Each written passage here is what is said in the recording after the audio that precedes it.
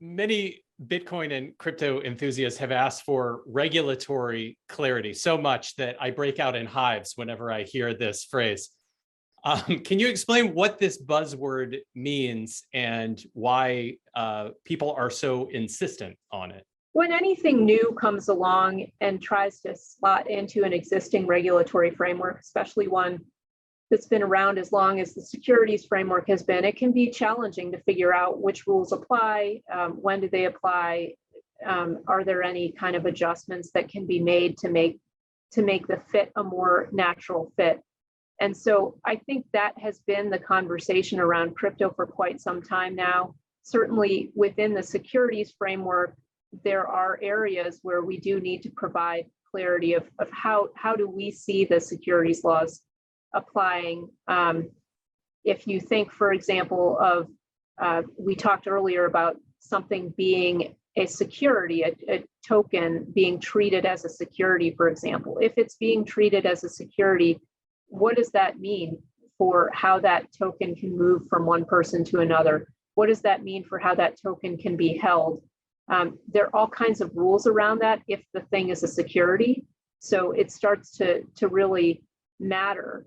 And so that's why I think people are concerned that the SEC and the federal government has been a bit slow in providing the kind of clarity that would allow people to just go about building their projects without thinking all the time of, are they tripping on a regulatory landmine?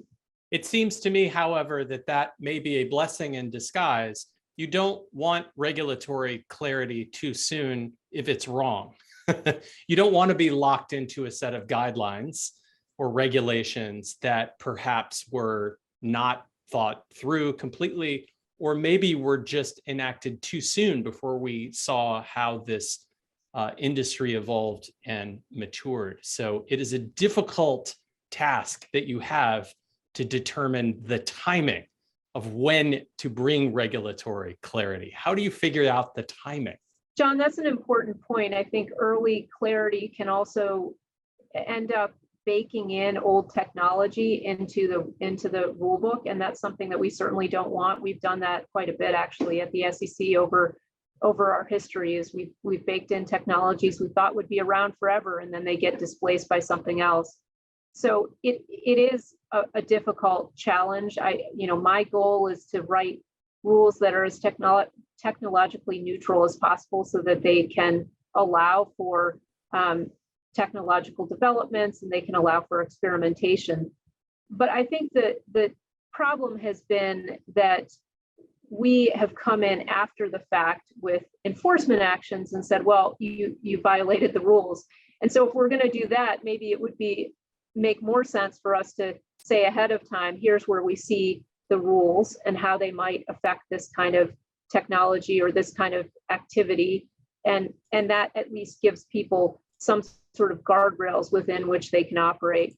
But to be realistic, a lot of the thinking around when should regulation come in and when should it not come in is driven more by the fact that regulation just takes a really long time to do. So even if we decided, yes, now is the perfect moment for us to provide regulatory clarity, it would take us a long time to do it. And so that's the reality of Washington. And I should say one other important point is that ultimately it's Congress's decision who regulates what and how.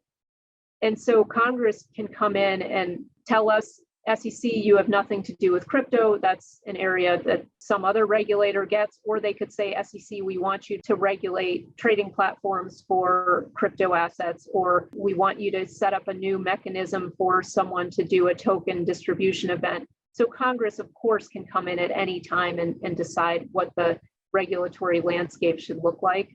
But again, that process of developing the legislation can take some time. That's an important point for those of us who want to get involved. A great way is to write your congressperson, because ultimately that's where the regulations get written.